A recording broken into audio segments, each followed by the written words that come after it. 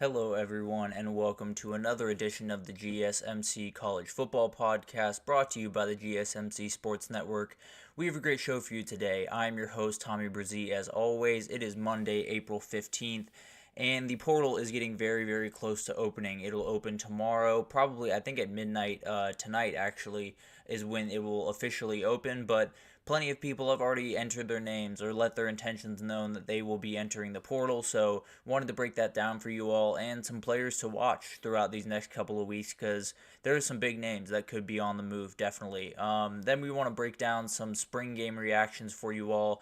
A very, very busy day on Saturday, so we won't be able to jump around to every single game, but have some takeaways from the UGA, LSU, Ohio State, and Florida games, and then we'll kind of work our way through the rest of them as the next couple of days happen. But after that, we are going to jump into the Ole Miss spring game. A little bit of a different vibe out there in Oxford this Saturday, and kind of want to break down that and why I think this is something that a lot more teams are going to follow suit in. And then finally, we have a Good Vibes Monday to finish it off for you all, and we're going to talk about the College Football 25 game. We're getting closer and closer to that game coming out.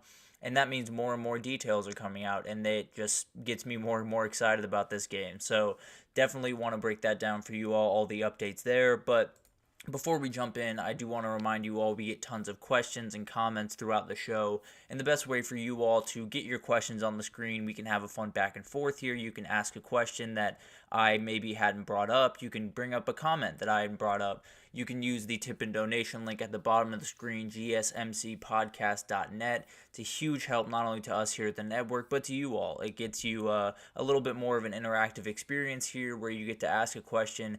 I'll read it on air, and we get to answer it and kind of have a fun back and forth. But again, that's gsmcpodcast.net if you want to use that. But let's jump right in.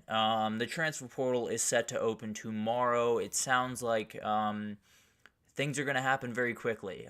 Some stuff has already happened. It sounds like it's going to get even more crazy from here. So I've talked about this a lot. I won't bore you with any more stories or details or me worrying about this any longer. But what I will say is it sounds like this is going to be one of the crazier portal cycles that we have seen in a very long time, or maybe have ever seen. And I think part of that has to do with not a lot of people expect a lot from the spring portal for the most part. I mean, a lot of people put a lot of energy into the winter portal. A lot of people think that is where you're going to find your team. And logically, in the past, that's where you've been able to find your team. But the spring portal is going to be huge this year. And we've talked about kind of the repercussions of that and how it might be, an ugly couple of weeks here around college football. But I think in the long run, it really will help this sport kind of get back on the track that it needs to. So it's going to be an interesting couple of weeks. But before we kind of jump into the absolute madness, I do want to break down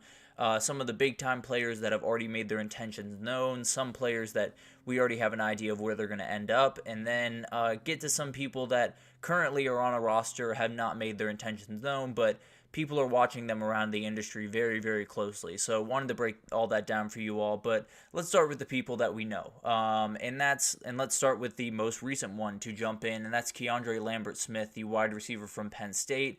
This is not good for Penn State. I'm not sure what happened there, so maybe it's honestly a good thing. Maybe he wasn't fitting into that locker room the way that they wanted. I don't know what the background behind this one was, but losing your top receiver from a year ago is never the thing you want, especially when wide receiver is a huge position of need for them. It just became an even bigger position of need over the next couple of weeks. But Keandre Lambert-Smith is very, very talented. He obviously is someone that can give very good reps for a number of different teams across the country. There are some teams that are definitely looking for some wide receiver help. So it'll be interesting to see where he end up. I think James Franklin, after the game, was very tight-lipped about it. Basically just said he's happy to answer any questions about any of the players that are out there on Saturday and on the current roster. So it sounds like Keandre Lambert-Smith is out the door.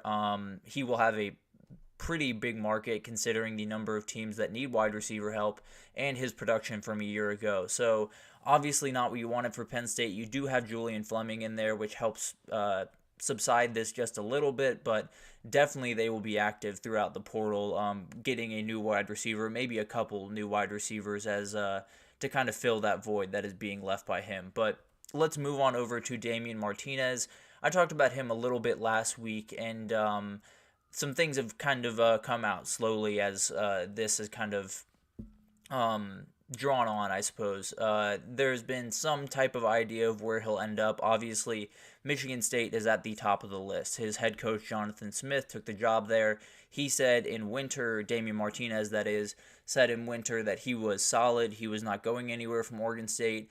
And then, some things transpired. I'm not exactly sure what happened. I don't know if it's just, he felt like he really wanted to play some high-level football. I mean, this is one of the best running backs in the entire country. So it makes sense to me. There were some rumors that he left $400,000 a year in NIL money on the table at Oregon State to find a new place to play. So obviously some people have been pointing towards, this was a money-type move for him to make as much money as possible this last year of college. And even if that was the case, I wouldn't necessarily blame him for that. But I tend to believe it's not. I think this is a kid that just really wants to play high-level football, and right now it doesn't look like Oregon State has a chance to do that next year. And it's not that, they can't build into something in the next couple of years, but if you're going to play mostly Mountain West teams and not be on national television all that often, it's not crazy for a guy like Damian Martinez to start looking elsewhere and trying to find a place where his skills can be put on full display. So Michigan State, we talked about. Miami and Tennessee are two teams that I've seen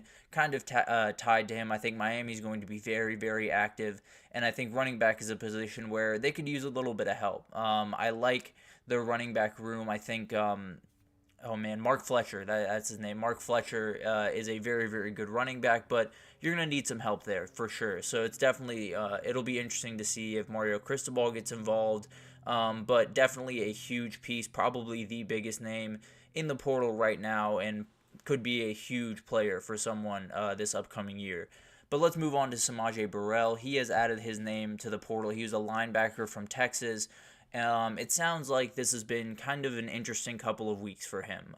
He was involved in the incident with T'Vondre Sweat that led to T'Vondre Sweat getting a DWI last week, leading up to his NFL draft, which we talked about a little bit last week. Definitely not the best thing for T'Vondre Sweat leading up to the draft.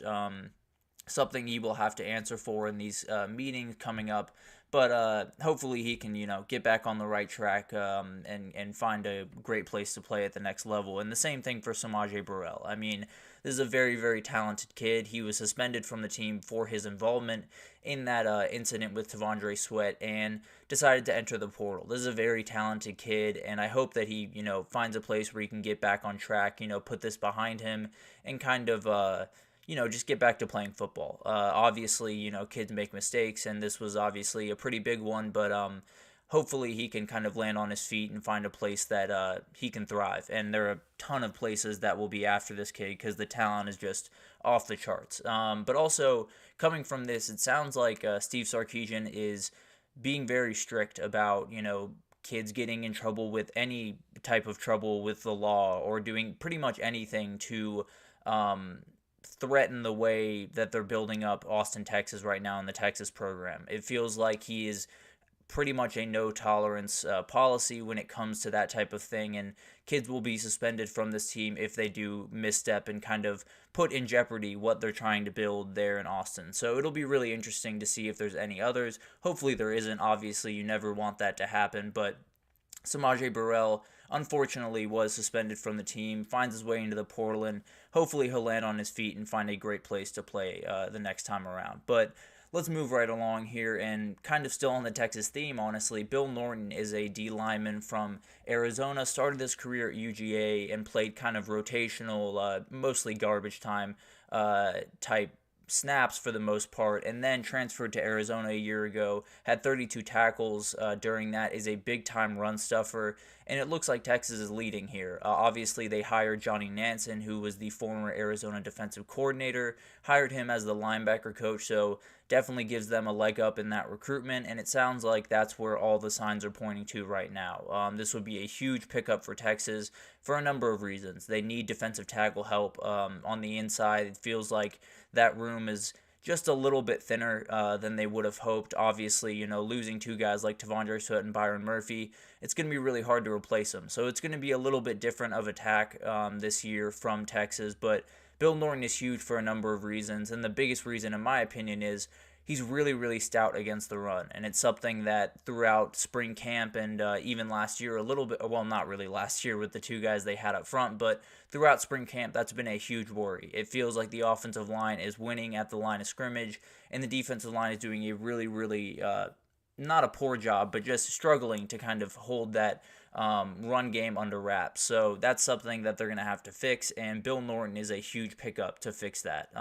Another defensive lineman that is going to be huge is Jermaine Lowell, a lineman from Louisville. He was a 4-year player. He was someone that had numerous stats throughout his time at Louisville, and honestly very surprised that he was in the portal at all. But at the end of the day, this is going to be a big time target for a number of teams. There are so many teams across the country that need interior defensive line help. We talked about Texas. Sounds like Bill Norton's going to help them out there, but Jermaine Lowell might be more talented than Bill Norton and definitely has more stats behind him than he does. So I wouldn't be surprised if Alabama got involved. I wouldn't be surprised if Georgia got involved, although their interior defensive line impressed me quite a bit on Saturday, but we'll get to that in the next segment.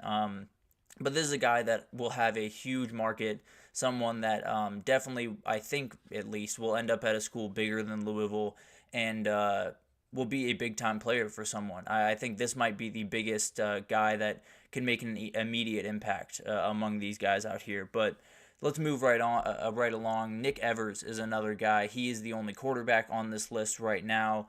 He started his career at OU before going to Wisconsin a year ago. Didn't play much. Definitely was stuck kind of in that backup role. Played a little bit here and there, but didn't necessarily get on the field as much as he wanted. Sounds like he was taking a step back in the depth chart, so this makes total sense. I think he'll have a big-time market in the Group of 5 level. Not sure if the Power 5 teams are going to be really after him too much just because of the experience, but I think Group of 5 is where somewhere where he could really thrive. This guy has a very, very good arm, definitely can do a ton of really, really great things with the football, and I think he's someone that, while Power 5 schools might not be as interested, there will be plenty of Group of 5 schools calling him, and if he finds the right situation, he could blow up very quickly. Nigel Kelly is another one. This one's a depth chart casualty to me, although I think Miami is going to be very active in pretty much every position, but Ruben Bain and some younger guys have kind of asserted themselves, especially in that edge rusher position, but this kid can still play. He's very long, I think 6'6", is his measurement, so definitely someone that will have a big-time market and someone that some teams are going to need. There is definitely edge rushing needs around the country, and Nigel Kelly could definitely help someone, even if it's just as a rotational piece. But let's move right along here. Dallin Hayden, another depth chart casualty who's stuck in that remarkable running back room up at Ohio State with Quinshon Judkins and Travion Henderson, and as you saw yesterday, both of those guys are beasts, and you do not want to be stuck behind them. So Dallin Hayden finding a new place to play. He is a very talented running back that just got stuck behind two of the top 5 running backs in the entire country. So makes total sense there. Miles Slusher is a safety from Colorado, which is another very interesting one. I think this one's more interesting because I expected him to be a big part of what they did up in Colorado this year. So this one is a little bit interesting. I'm not exactly sure if he was going to be the starter there across from Shiloh Sanders, but I tended to believe that was the case, and it would be very interesting to see kind of the fallout of this. Is Colorado in a bad spot at safety, or are they getting rid of someone they knew was out the door anyway? But then a couple other things here. Bear Alexander, it sounds like he is not in the portal. It sounds like he is committed to USC, wants to win a title there. And yeah, so it sounded like last week that he might be entering the portal. There were plenty of reports, but he shot those down pretty quickly, so he is not in the portal, and as of right now is fully committed to USC. And then Caden Proctor, we've talked about a lot. He will be committed to Alabama sometime very soon, if I had to imagine. He is a very talented kid that just kind of took a little sojourn to Iowa City and then found his way back to Tuscaloosa fairly quickly. But those are the guys we know. Those are the players that we are 100% sure of. But let's get to the players that we got to be watching very, very closely because it's going to be a weird couple of weeks. It's going to be some names will enter that you did not expect. Some names will commit to schools that you did not expect. But at the end of the day, there are definitely some big-time players that we need to be watching throughout this time. And I think it starts at Arizona with Noah Fifita and Tatori McMillan. During the winter portal, that was a big topic of conversation with Jed Fish taking the job at Washington. Were they going to follow? Were they going to be, the start of kind of the portal collapse for Arizona? But they stayed firm. They wanted to be in Tucson. They decided that they were going to stay put for the time being, and they've stayed pretty much steadfast in that. They have not shown any necessarily shown any signs that they want out or they are going to leave. But at the end of the day, Damian Martinez didn't show many signs before he jumped in. So I think this is one where Brent Brennan and that entire staff is just going to have to have eyes on them for the next 15 days. They just want to be as locked in as possible, make sure that these kids are on campus at the end of this and are leading you into next season, because if they walk out the door, then things get bad pretty quickly for Tucson, or in Tucson, and it doesn't get better anytime soon. So Noah Fifita and Tatori McMillan, while look solid right now, definitely people to watch as this goes on, because as we know, it's a shady business and things can change very, very quickly. Another one that I'm watching in particular is someone from the Bama room and someone from the Ohio State room, quarterback room that is, will find their way into the portal. Ohio State, I feel like it's going to be Lincoln Kienholz. He played a little bit during the game, but he's just stuck in kind of a gray area between these two. Will Howard and Devin Brown are battling for that starting job. In fact, we'll get to that in the next segment, but they're up top battling for that job. And then you have Julian Sayin and Aaron Nolan, who are young kids coming in, who are the future of that position. Neither of those feel like positions where they're going to want to enter the transfer portal. Lincoln Kienholz is in a position where he's going into his second year. He's still sitting who knows where on that depth chart with quarterbacks, and I wouldn't be surprised if he found his way into the portal. It could be that another guy from Ohio State's room also does as well, but I would be a little bit surprised unless some conversations that I didn't expect to happen are happening right now. Then I think it'll just be one casualty, and I very much expect that to be Lincoln Kienholz, who is a very good quarterback and is someone that is going to be, a big-time player for someone. But at the end of the day, when you're stuck between five guys that can play high-level football, it's really tough. There's no two ways about that. And then you talk about Bama. I would lean towards Dylan Lonergan or Ty Simpson, mostly because they are the Saban quarterbacks. They are not, the Kalen DeBoer quarterbacks. Austin Mack came over from Washington with Kalen DeBoer, which I think gives him a little bit more of a leg up. Now, Ty Simpson was great in the spring game and did a lot of really good things. Dylan Lonergan, I think, will be the guy at the end of the day, but I wouldn't be surprised if Ty Simpson followed him, because Ty Simpson has sat there for quite some time. He has been sitting there and just kind of waiting his turn very patiently, and Jalen Milroe is not giving up this job. He had a really, really good day on Saturday and proved that he's made the strides necessary. So it's going to be Jalen Milroe. We know that pretty much unequivocally. Now, after that, it feels like Austin Mack keeps making more and more strides in this offense and keeps kind of carving out that position for himself. So I wouldn't be surprised if both those guys were in the portal. I hope that wherever they go, both these guys are very, very talented, have very bright futures in front of them, but I want to see them on the football field.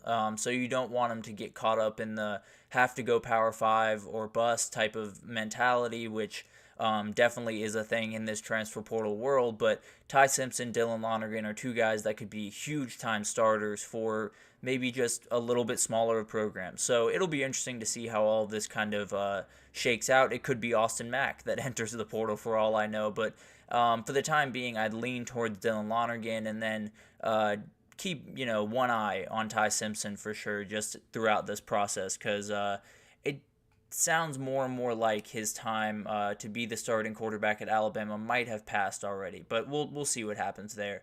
And then two other players that Will Backus from CBS kind of pointed out that I hadn't thought of are Ricky White from UNLV and Omarion Hampton from UNC. And we'll start with Ricky White, who might be someone that you guys are not super familiar with, was an absolute beast last year for UNLV, and they were able to fend off a lot of suitors in the winter window, but the need has only gotten bigger for a number of teams. We talked about Penn State earlier. There are so many teams out there that need wide receiver help, and as they become more desperate, that money value becomes more and more high. So it'll be really interesting to see how that develops. I think whoever he goes to, he will be an instant impact guy. So it'll be interesting. I hope UNLV can hold on to him, because I'd love to see, that UNLV offense with Ricky White and with all of the ability they have around him to kind of blow up. But at the end of the day, he will be highly sought after, and the amount of money being thrown at this kid will be very surprising. I'll be totally honest. So it'll be interesting to see what happens there. I think that he, for the time being, is not in the portal. For the time being, seems to be solid towards UNLV, but as we talked about earlier, things change very, very quickly. And then Omarion Hampton is another guy that UNC just has to keep on campus. It as big of a deal as it was a year ago to keep Drake May on campus, because Drake May apparently turned down a big-time payday last year. Mac Brown has talked about that pretty openly, and Omarion Hampton will get a similar type payday if things go the way I expect them to go in this portal class. So there are tons of people that need running back help. We talked about Miami. Ole Miss is another one. So he's going to be someone that's super highly sought after, and hopefully UNC can keep him in Chapel Hill, but it's going to be tough. There's going to be tons of teams after him, and maybe tons of teams that can offer something that UNC can't, which is a big-time payday. But it'll be interesting to see what happens there. I think Omarion Hampton is one of the best running backs, if not the best in the entire country, so whoever gets him, hopefully it's UNC, hopefully he stays put, but whoever ends up getting him, if he does find a new place to play, is going to be very, very happy they did, because he's an absolute game changer. But this is going to be a wild cycle. It's going to be all over the place. I will try to keep you all updated as much as I possibly can. There will be names going out in and out every single day, so check out all the shorts and all of that type of stuff for every single update, but probably maybe a segment every couple of days just to break down where we're at, what new names have joined, where they might be ending up, and try to keep you all updated as a lot of rosters change around the country, because it's going to be wild. And hopefully on, April 30th, we can look back on this and say, that was crazy, but hopefully it leads to good change around this sport. But for the time being, it's going to be off the walls. And we're going to see a lot of names that we didn't expect, but that's part of the game right now. So I'll keep you updated as more and more names join, as everything kind of changes throughout the next couple of weeks. But for the time being, we're going to take our first break here, and when we come back, we're going to talk about spring games. There were a ton of spring games on Saturday, so only broke down 4 for you today, and we'll continue that through the next couple of days as we get through the just massive amounts of games that happened yesterday. But for the time being, we're going to take our break, and we will be right back with that, so stick with us. I feel like I'm losing my mind. Is everybody in the world blind? Please, Lord, give me a sign, a sign. I feel like I'm losing my mind. Is everybody in the world blind? Please, Lord, give me a sign, a sign. I wanna be the greatest. Everybody on the fake shit. I look around and feel like everybody is the fakest. I make this every day and I'm impatient, hoping one day I blow up from the basement. Statement, the top is so vacant. I don't hear shit that I think is amazing. Waiting for my day when I'm playing sold out shows for 1,000 faces. Hey, give me that crown, get in my way and to be put down. It ain't your place, all this my town. If I want that shit, then I'll get it right now. I'm losing it, the news it fits. I'm losing shit, a stupid myth. You choose to live or choose to dip. You choose to fight or lose your grip and lose a gift. I feel like I'm losing my mind. Is everybody in the world blind? Please, Lord, give me a sign, a sign.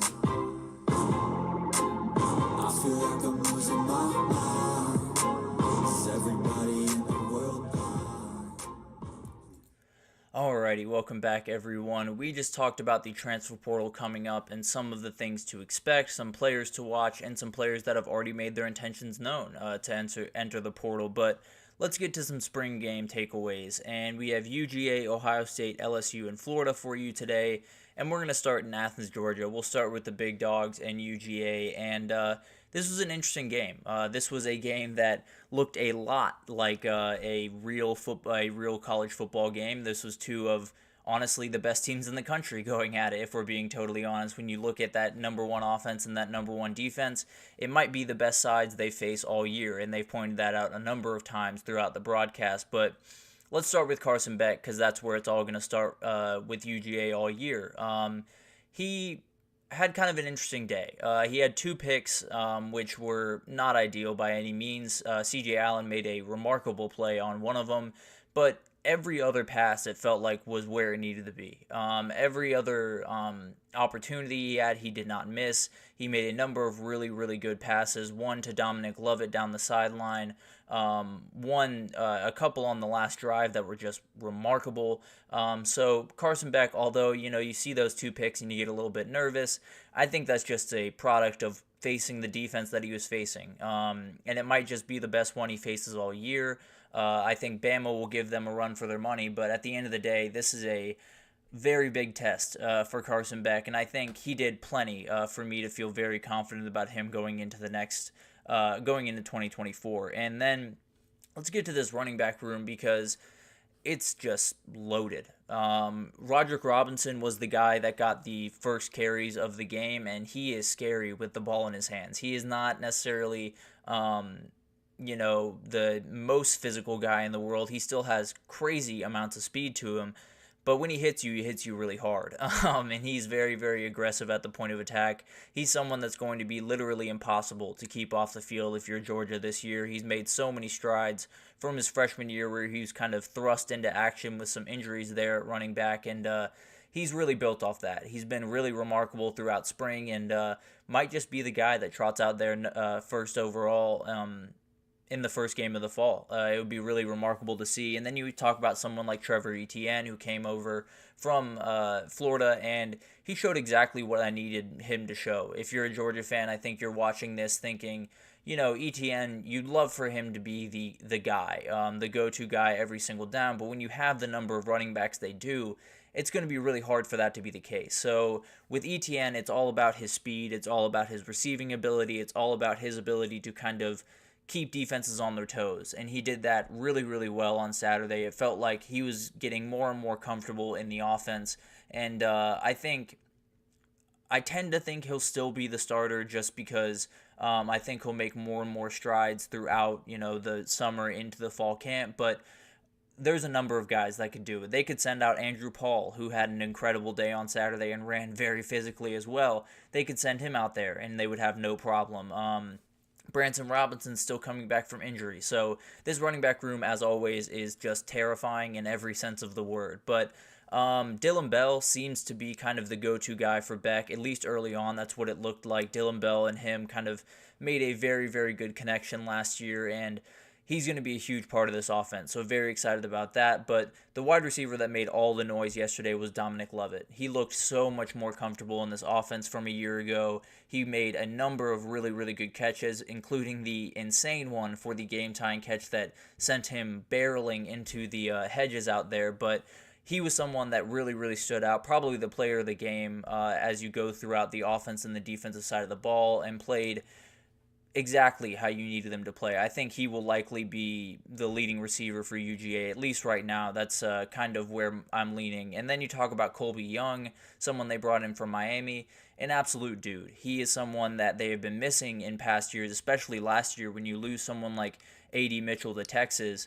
They didn't really have that 50-50 guy in the end zone. Now they use Brock Bowers from time to time there, but having Colby Young is an absolute luxury. I think he will be the touchdown leader on this team. I think he'll be absolutely huge for this team in the red zone. And whenever you have a guy that you can just throw it up and feel comfortable that he's going to come down with it. It is a luxury that not everyone has. So Colby Young's going to be huge for them. On the defensive side of the ball, the younger defenders really looked the part. It felt like KJ Bolden, he made a couple of mistakes early on, but he got more and more comfortable as it went on. Ellis Robinson, the exact same.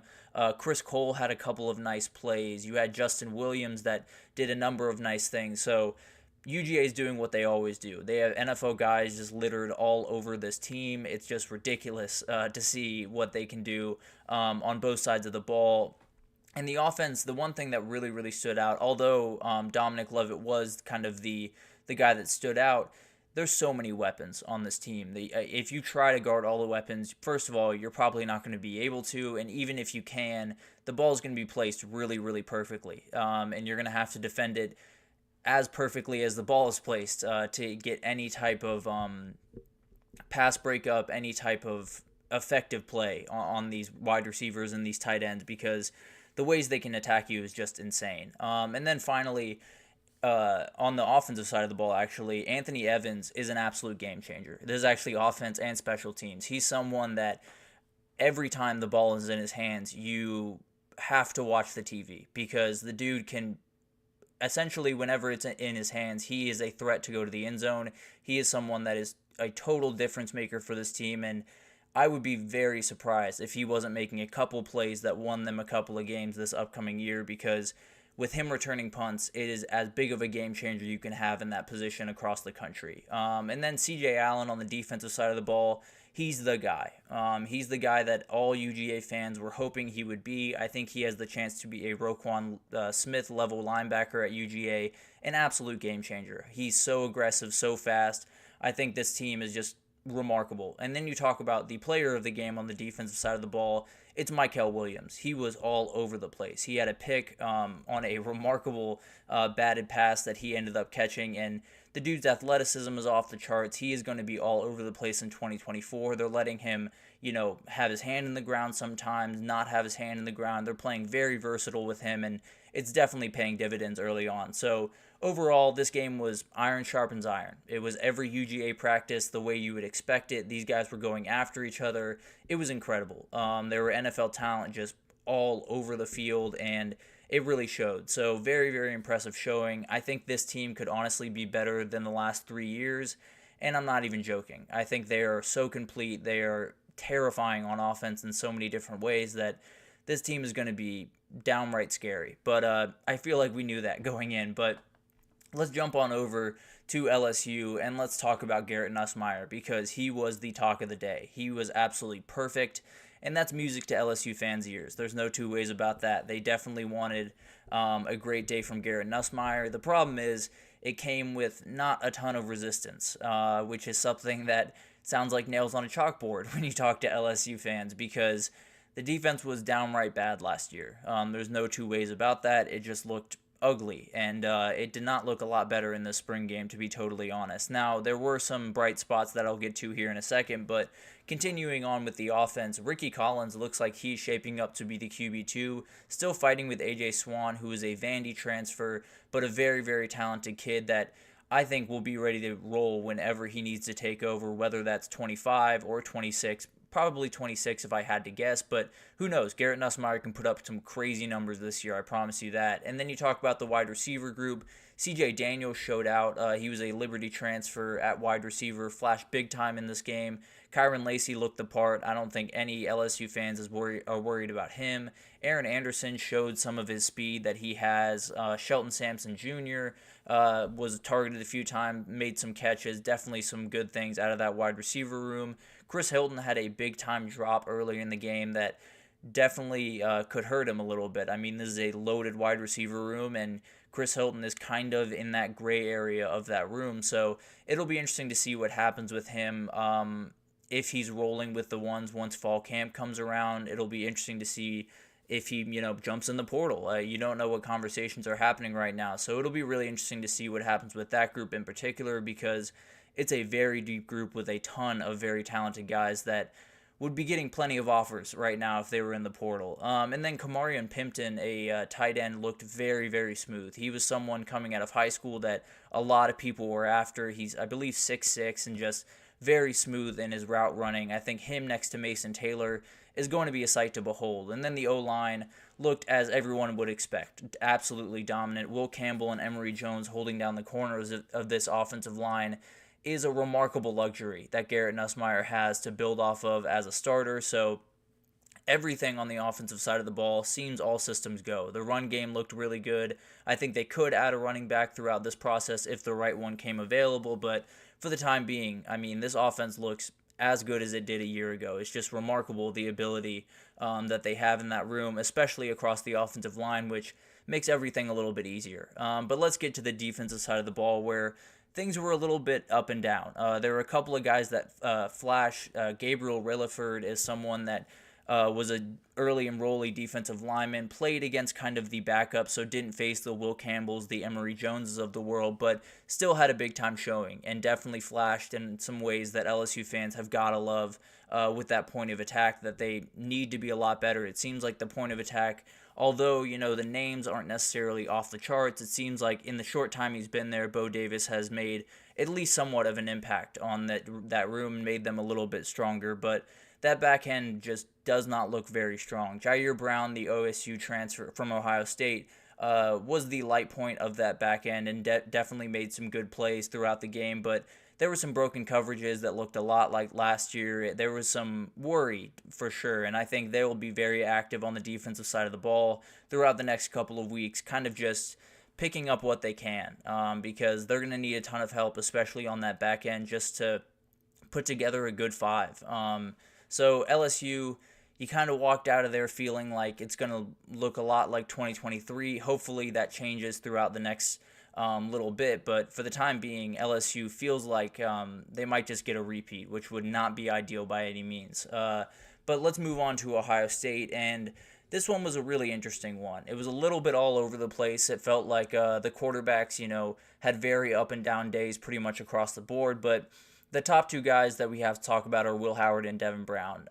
For the most part, it felt like Will Howard was the most comfortable throughout the game, at least consistency-wise. It felt like Devin Brown missed a couple early on, but got more comfortable, started making some plays with his legs, did a number of really, really good things, but the guy that stood out was Julian Sayin to me. He made a couple of mistakes that, are freshman mistakes. They're going to happen, but he looks like the quarterback that Ryan Day really wants for this offense, and I think he's going to have to wait a year for that to happen because Julian Sayin is still pretty early on in his kind of process of developing, but at the end of the day, I think he's a very talented kid that could take this Ohio State offense to where they should be, which is right up at the top of the country. So it'll be really interesting to see all of this develop. I think Will Howard, right now, I would say, is in the lead to be the starter, but Devin Brown is right on his heels, and it's going to go all the way to fall camp, and maybe up until week 1, to be totally honest with you. But the good news for Ohio State fans is this might be the last year where you have to worry about, who you're going to put out at quarterback, and is that guy going to be effective, because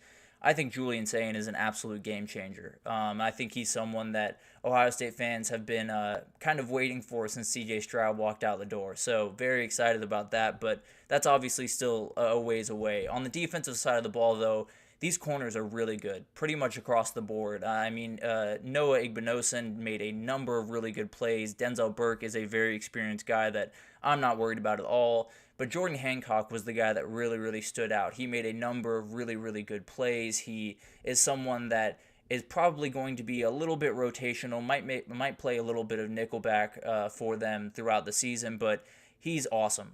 He's someone that, you would usually have as an absolute lockdown corner, holding down a spot for quite some time, but it's not that way, and it's good for Ohio State because it just gives you even more depth on that back end. It honestly might be the best back end in the entire country, especially with the addition of Caleb Downs. You have Lathan Ransom back there. I mean, it's just insane what they have on that back end of that defense. But moving back to the offensive side of the ball, the O-line is a little bit worrisome. I won't lie to you. This defensive line is incredible, to be fair, and they are going to abuse plenty of offensive lines, but they were all over these quarterbacks a lot of the game. They did a lot of things that O-lines elite O-lines at the very least would not let happen. So I think that's definitely something to watch for as we go throughout this process. Ohio State just has to be active. They have to find a couple more offensive linemen, even if they're rotational guys, just to give you some options. I think they're going to need at least a couple of guys to be coming in just to give them a little peace of mind going into summer and then into fall camp. But the good news for them is even with this offensive line, even with, a quarterback that might not meet the lofty expectations of an Ohio State quarterback, this wide receiver room is out of this world. We knew that they were out of this world. We knew that, Emeka Egbuka was going to be awesome.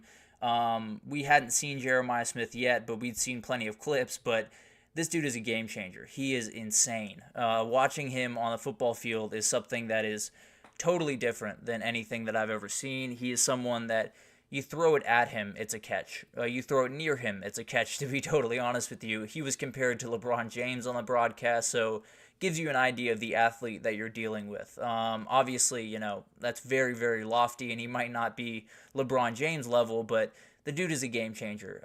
He's going to be the entirety of his time at Ohio State. He's going to be maybe one of the best wide receivers to ever walk through there, but he's still got plenty of work to do.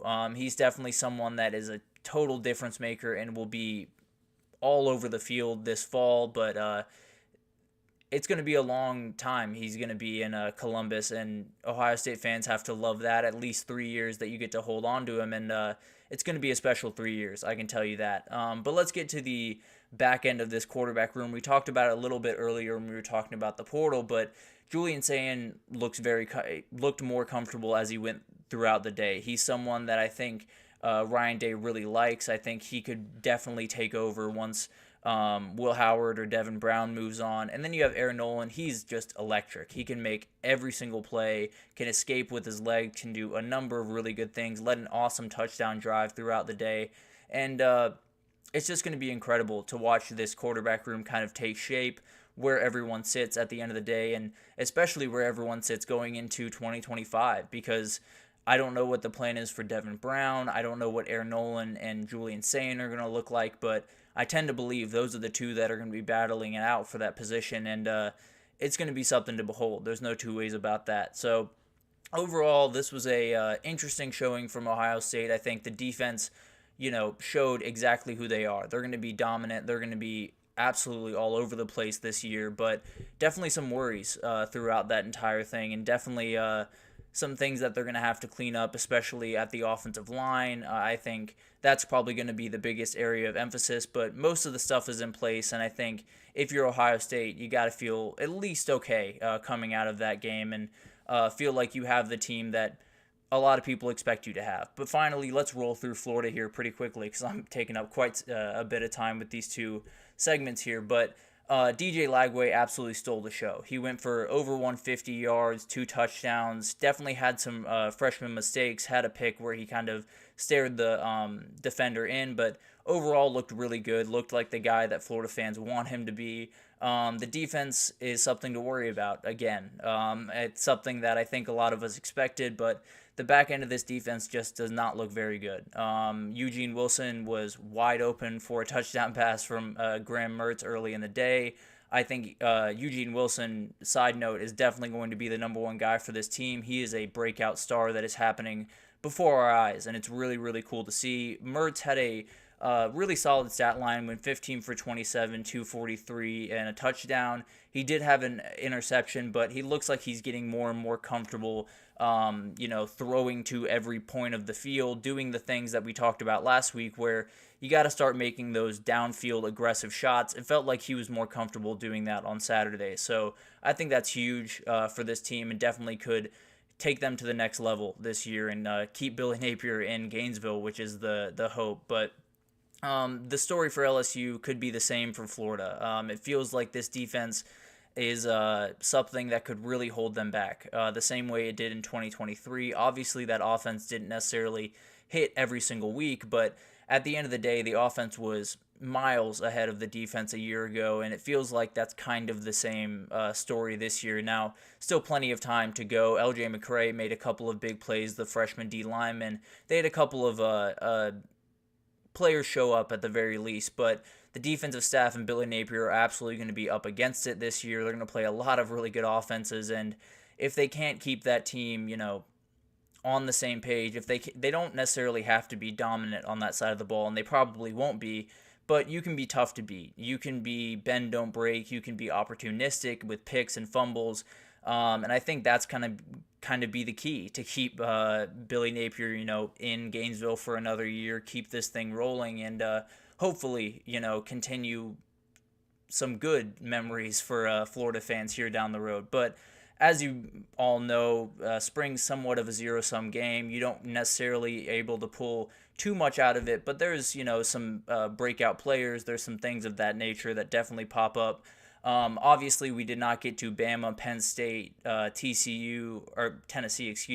Tennessee, a ton of other teams that played on Saturday, so we will get to those through the next couple of days, probably break down at least a couple of days, so definitely tune in for that. But we're going to take our second break here a little bit late here, but we're going to take our second break, and when we come back, we're going to talk about the unique spring game if you want to call it, that happened in Oxford yesterday. Ole Miss is kind of setting a new precedent for what spring might look like in the future. So I want to break that down and my thoughts on that right after this.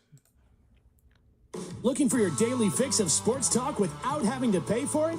GSMC Sports Network is available on YouTube. Just search GSMC Sports Network. Get your fix of daily sports talk shows on YouTube, absolutely free. NFL, college football, NBA, MLB, MMA, UFC, fantasy football, and so much more. GSMC Sports Network has shows running all day long, with new sports shows starting every 2 hours. Just like on your favorite cable sports channel, except GSMC Sports Network is absolutely free.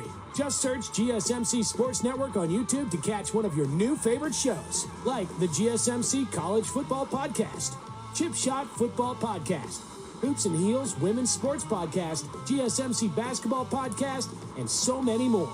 Check it out for yourself. GSMC Sports Network, now available on YouTube absolutely free.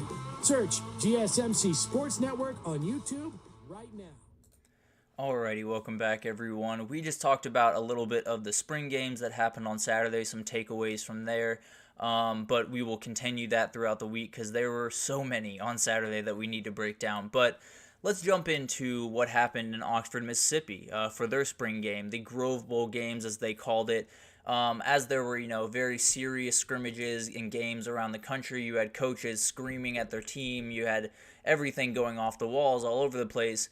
Ole Miss was just kind of hanging out, having a little field day down in Oxford, Mississippi, and honestly, I thought it was really cool. John Talty over at CBS had an awesome piece about it that I pulled a little bit of this from, but it's just it's something that I had never seen. Honestly, I thought they were playing a totally normal spring game until I saw some of the clips pop out of them doing tug of war and Joey Chestnut eating 20 hot dogs in 90 seconds and Brandon Turnage throwing down a dunk that is mind-boggling. The athleticism on that kid is out of this world. You had some competitions that resemble like the Pro Bowl in the NFL. You had the Gauntlet that is a big-time Pro Bowl thing.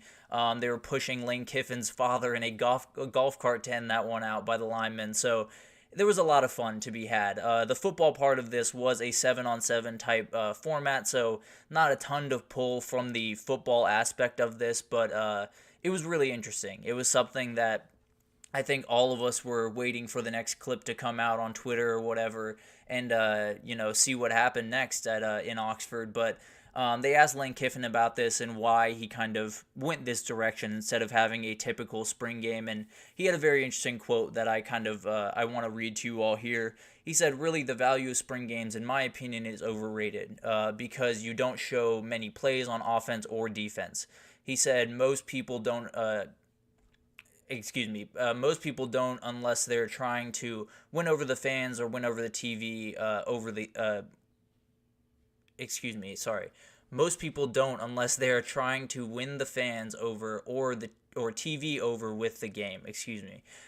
You really don't get a whole lot of it. So essentially what he's saying is these spring games only tell us so much. We've talked about it a number of times.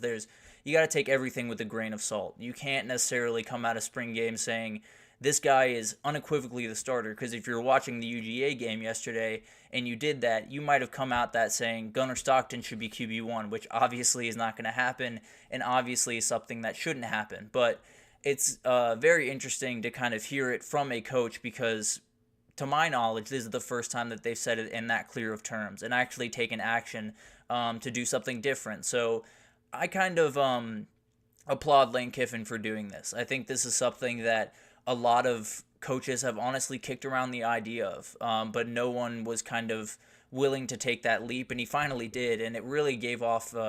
You remember a field day in grade school when you would split up into a bunch of different teams and you would go at it with some of your buddies. It felt like that. It felt like everyone was out there just having a good time, enjoying the day, doing the things that, you don't get to do all that often with the amount of rigor, the amount of intensity that is put on you every single day. There's not necessarily this all these chances to unleash all that stress and kind of enjoy the day and just forget about football for a second. And I think that's what Lane Kiffin gave them. And I think there's a lot of things that go into this. There's a lot of different reasons why I think this is an awesome idea. But I'll start with kind of the most glaring one is you likely come out with everyone healthy, which is the biggest thing in the world. Obviously, when Brandon Turnage was up doing I think he did a windmill reverse dunk during that dunk contest, I'm sure Lane Kiffin was holding his breath just a little bit, but at the end of the day, everyone came out healthy, everyone came out, having a good time with his friends, and it likely really helped that locker room. I think that's something that kind of gets lost in all of this is these coaches every single year, they are working to keep that roster intact. They are working to make sure that no one is poached, that no one is taken from some other teams, and Lane Kiffin is doing everything in his ability to create an atmosphere that kids just want to be in, whether it's them playing or whether it's them sitting on the bench, creating this atmosphere where they show up to the facilities and feel like they're at home. They feel like they're around buddies. They feel like, everything is very comfortable there. It's huge. It's something that might get kind of overlooked in this, new era of college football where you have to worry about a million different things. But doing all of this, chaotic, goofy type spring game stuff, doing all these things that people don't normally do, I think gives him a leg up in a number of different ways. And one of the things that John Talty broke down here that I thought was really interesting that honestly I hadn't thought about in all of this is the transfer portal is opening tomorrow. We just talked about that. And as of right now, I think you'd be hard-pressed to find an Ole Miss football player that is unhappy about how Saturday went, is unhappy with the situation that they're in, is unhappy being at Ole Miss. So that's a huge part of this. You didn't have to put out a depth chart. You didn't have to have, real guys getting run over by someone else and saying, maybe I'm not supposed to be on this team. You didn't have you didn't have players getting an idea of where they sit in all of this. And, some of that is maybe, not the best thing for the player in the vein of some of these players could find another place to play. But at the end of the day, it's all about just these players being happy. And if they're, in a position where they're really into the team, they love their teammates, they're happy that they're at the place that they're at, I think that's a huge plus. And I think one of the things we get caught up with in spring ball and these spring games in particular is you want to see a lot. You want to see something. You want to see something that will help you on Saturdays or will at least, lend itself to Saturdays. But for the most part, spring games don't necessarily do that all that often just because of the limited playbook like Lane Kiffin was talking about or just the rotations and things like that. It's not necessarily a normal game day, so it doesn't necessarily help you too much on Saturdays regardless. But I know for a fact that what Lane Kiffin did this weekend, what Ole Miss did this weekend, will help them every single other day. I think there's no question in my mind that all of this stuff it's not about Saturdays in the fall. It's about Mondays through Fridays. It's about, keeping these guys connected. It's about Jackson Dart, being able to hit up the wide receivers throughout this time when they're not around the team and get together to run routes and go through drills and do that type of thing. This is a huge step to doing that. I think we all know that these months in between spring practice and fall camp are super important for a team to be successful, and especially a team like Ole Miss with so many transfer portal kids coming in, it's going to be even more important. And now Lane Kiffin has given them a moment that they're all together, that they're all pulling in the same direction, and it's huge. I think it's something that a lot more people will follow suit in. Lane Kiffin is very much hoping they won't. It sounds like he definitely wants to see other teams play in spring, wants to be able to scout them, but doesn't want teams to be able to scout him. So it'll be really interesting to see if other people follow suit.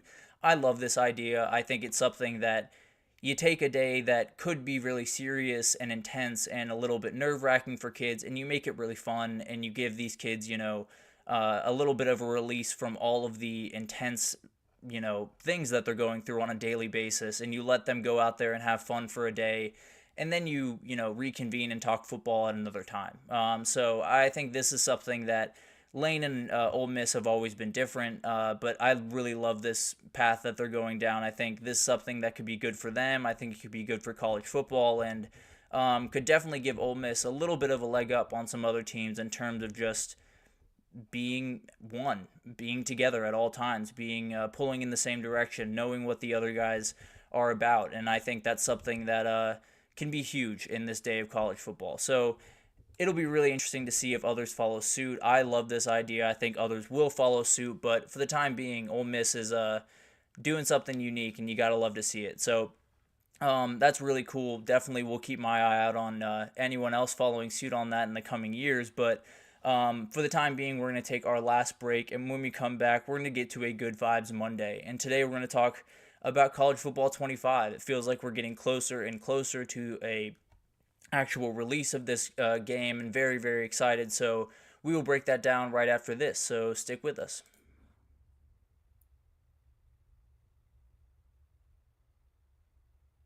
For the best and latest podcasts available anywhere, go to the podcast app on your cell phone and type in GSMC to access free content-rich podcasts on health and wellness, book reviews, sports, entertainment, relationships, social media, movies, technology, finance, and even weird news. Subscribe and download the GSMC Podcast Network's family of shows, available everywhere podcasts are found. Alrighty, welcome back everyone. We just talked about the Grove Bowl games that happened in Oxford, and kind of why I think they're really cool and something that a lot of teams will definitely follow suit on in the future. But let's jump into the College Football 25 update. This is the game that we've been all waiting for quite some time. We are getting closer and closer to it being released.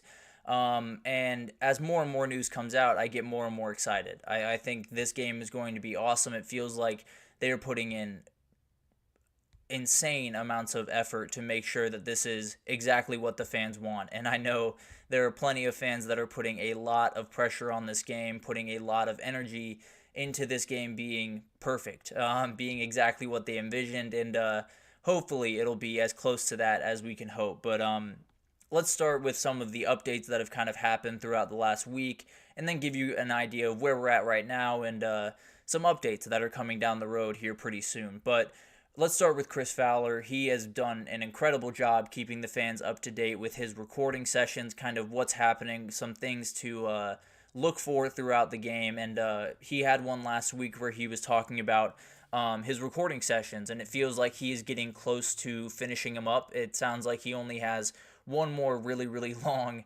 recording session ahead of him, which is recording all of the names into the game. So everyone that is opted in, it sounds like it's around 10,000 of the 11,000 that were sent out. Arch Manning is obviously the big name that has been left out of that group. We'll see if he ends up joining. I think there's one more window to join up, so maybe that's not done with. I don't know, but at the end of the day, it sounds like the vast majority of these players will be in the game, and Chris Fowler will be responsible for saying all of them over and over and over again here pretty soon. But it sounds like that will be the end of his time doing it. Chris Fowler and Kirk Herbstreit, it feels like they are cutting no corners to make this game incredible for the fans. They have done multiple recording sessions where they record the same things over and over just to make sure that they are as energetic as they possibly can be. They fit the moment as possibly as well as possible, and do the things that we all want them to do. We love having those voices over the games, but it can be a little bit underwhelming at times when it, doesn't necessarily hit the same as a normal Saturday in the fall. So I think they're doing, everything in their power to make this as fun of a game for the fans as possible. So obviously really appreciate what they're doing for this game. It's definitely something that I'm very excited about. The two best voices in the sport, if you were to ask me, with Gus Johnson and Joel Klatt just right behind him. But I think it's just incredible to see, two guys that are at the very top of this sport and are at the forefront of this sport, taking something like this so seriously because they know the fans care so much. I think it's something that is really, really cool. But we're getting more and more details. I've seen a couple of renderings of mascots that look really cool that get me excited. I've seen some different graphics and things kind of pop out from time to time. There have been posters being put up around the country to promote the game. They have, the team name. They have a couple of the players that will be in the game. In fact, they were so cool that I think a couple of them are residing in a frat house in Columbus, Ohio right now. So respect to those guys. I think I would have done the exact same thing if I was able to. But I think that's a really cool way to promote this game. Definitely get the people excited when you walk past those signs and you see, you'll get to play with Will Howard, you get to play with Jeremiah Smith or Quinn Ewers or Carson Beck or whoever. I think it's something that definitely gets us all excited. It's something that when you were playing the games, 2014 and before that, it wasn't necessarily that you were upset that they weren't in the game. You still got plenty of fun out of that game, but seeing QB number 12 instead of Colt McCoy is a little bit different, right? You definitely love to see, Quinn Ewers out there, or some of the big names that we have around college football. You see Shadur Sanders, Travis Hunter, which is a segment we will do tomorrow actually on them. But having those guys in the game, being able to see the players that you see on Saturdays is something that I think can't be overstated. It's something that will bring players even further into the game, get them more excited about the game, and make roster building that much more fun. So I think that's probably the coolest part of this game. I think everyone kind of agrees that's the coolest part of this game. But another really cool thing happening around the country is the social teams for all of these teams around the country are starting to use this. They are asking the players what their ratings are going to be throughout in the new game, what they think they're going to be rated as, and a lot of these guys have some lofty expectations. I think they're going to be a little bit upset by the number that comes out for the vast majority of these guys, but it's their first video game. These Madden guys fully understand that they're going to get undervalued, but these college guys might be a little bit behind the 8 ball on that one, but they'll learn fairly quickly. But let's get to some of the features we absolutely know are in the game, and then just some updates and some things that are kind of coming down the road here pretty soon. So obviously, as I talked about earlier, it sounds like over 10,000 players are in the game. Just an insane clip that they were able to get from 11,000 invitations that were sent out. So obviously the players really want to be in this one, partly because they grew up the same time I did. They grew up, right in the mix of this game and definitely want to be a part of it. So it totally makes sense to me for that. And then you have 134 FBS teams all in the game. Every single FBS team will be in the game. Now, FCS seems like it's going to be coming a little bit further down the road. In the former games, you used to have like FCS Southwestern, and I think you only had 4 FCS schools, but I think they'll build it out and have, all the schools here pretty soon, probably in the coming years. But for right now, it's just the FBS teams, and still plenty of great teams to pick from. No two ways about that. You have NIL and the transfer portal in the game. Not exactly sure what the exact parameters of that will look like, but we'll find out more and more as it gets closer and closer. But that'll be a really interesting kind of introduction into this game that was not there before in the former games. But it'll be really interesting to see how that kind of unfolds. You have conferences. Sounds like they're going to be customizable, which is very interesting, and we will see a ton of different configurations with those conferences. The Heisman is in the game. The other big awards like the Biletnikoff, the Joe Moore Award, Davey O'Brien, all of those big-time awards are not. So the Heisman is the only big-time award in the game. Definitely not what you wanted, but I think those other awards will probably come around here pretty soon in the next couple of years as more games come out. All the bowl games have opted in, I believe. I'm not sure if there's any holdouts left. The Pop-Tart Bowl has opted in, which is just huge. Absolutely awesome for so many reasons. If they somehow have the edible mascot in the game, it'll be a total game changer. I'll be all over that game very, very quickly. But College Game Day is also in the game. You have to love that. I think this is something that will add a little bit to the game for sure. Obviously, some of us will just skip straight through to the game, skip over the College Game Day guys, but it'll be fun to see for sure, and definitely will give us some of that Saturday in fall vibes that we are looking for in this game. But a lot of this, a lot of the rumors and this might be in the game, this could be in the game. A lot of that will be subsided on May 16th. It sounds like a full reveal is coming out that day, and we're going to be able to see a ton of different stuff, possibly some gameplay of the game. We'll be able to get an idea of what the transfer portal, what NIL will look like, how many players are in the game, that type of thing. So very excited about that. I think that's the day that everyone's really, really looking forward to. And the release day has kind of been rumored. July 19th has been one I've seen thrown out there. I've seen July 12th as well. So not exactly sure when that day is going to be. Maybe it'll come out on May 16th, to be totally honest. But cannot wait for this game. I think it's going to be just incredible, and I will be locking myself in a room for probably around 72 hours to be able to play this game all the way through, maybe take the Buffalo Bulls to the national title, but we'll see. It'll be really interesting to see this game, lead up to it, and I just cannot wait until it comes out. But until then, we have to wait. So it'll be interesting to see this develop. I cannot wait for this game to come out. We'll keep you updated on anything that comes out, and especially after that May 16th full reveal. We'll definitely break that down for you guys. But for now, that will do it for us for this edition of the GSMC College Football Podcast presented by the GSMC Sports Network. Your support means a lot to us, so please remember to subscribe to the show, leave a positive review. It does make a huge difference. Also, follow us on Facebook, Twitter, TikTok, Instagram, all of the social pages for content and updates. We have so many people doing incredible work across every sport you could possibly think of. So if you need anything, come on over to GSMC and we have you covered. But thank you once again for listening, and you guys have a wonderful day. Mm-hmm. Mm-hmm. Mm-hmm.